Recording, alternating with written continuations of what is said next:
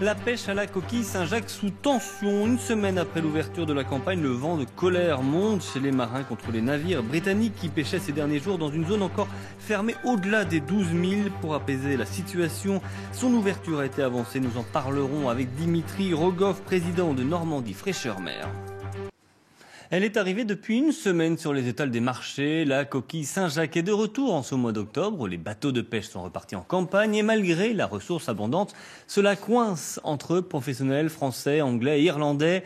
Dimitri Rogoff, bonjour. Vous êtes le président de Normandie Fraîcheur Mer. On vous retrouve depuis le port de Port-en-Bessin.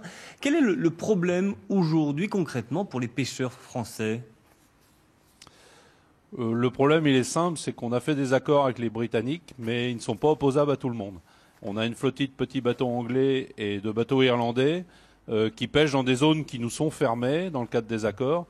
Et depuis une semaine, on les regarde pêcher. Donc c'est vraiment intolérable. Et il y a beaucoup de colère chez les pêcheurs, beaucoup de désarroi, puisque toutes les négociations qu'on a entreprises, on n'a pas réussi, quoi. Et c'est une forme d'échec pour nous responsables.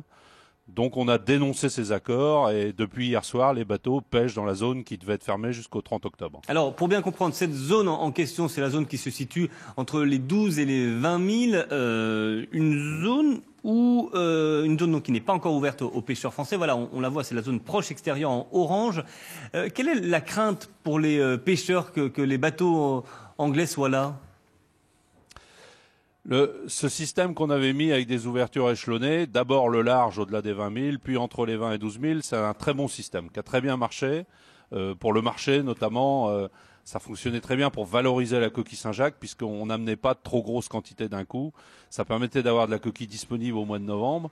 Bon, regardez les Anglais et les Irlandais pêcher dans cette zone-là, enlever la crème comme on dit. Profiter des efforts qu'on fait en termes de gestion, c'était absolument pas tolérable. Donc on a demandé à l'État français de dénoncer les accords, de revenir dessus et de pouvoir mettre en pêche, pour que le système soit plus équitable, de mettre en pêche avec les Anglais. C'est dommage, on devait attendre 3 semaines, mais on y a été obligé.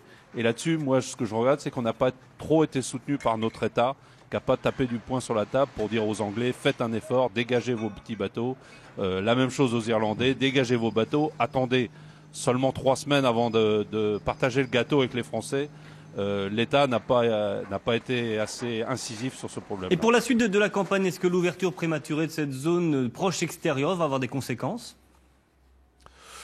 Les conséquences, on les connaît pas. Bon, moi j'espère qu'en termes de marché, ça va bien se passer. J'espère aussi que il y aura une forme d'autodiscipline, qu'on va pas tout pêcher d'un coup. C'est une zone qui est très prolifique, puisque là, il va falloir attendre maintenant 1 mois et demi pour que le gisement baie de Seine, le gisement classé, ouvre. Bon, la chance qu'on a, c'est qu'on sait que le gisement baie de Seine la coquille sera abondante, elle est de très belle qualité. Et il n'y a pas d'étrangers qui travaillent avec nous, donc on n'est pas en concurrence. On suivra ça. Merci à vous, Dimitri Rogoff, président de Normandie Fraîcheur Mer, d'avoir fait ce point sur la campagne de la coquille.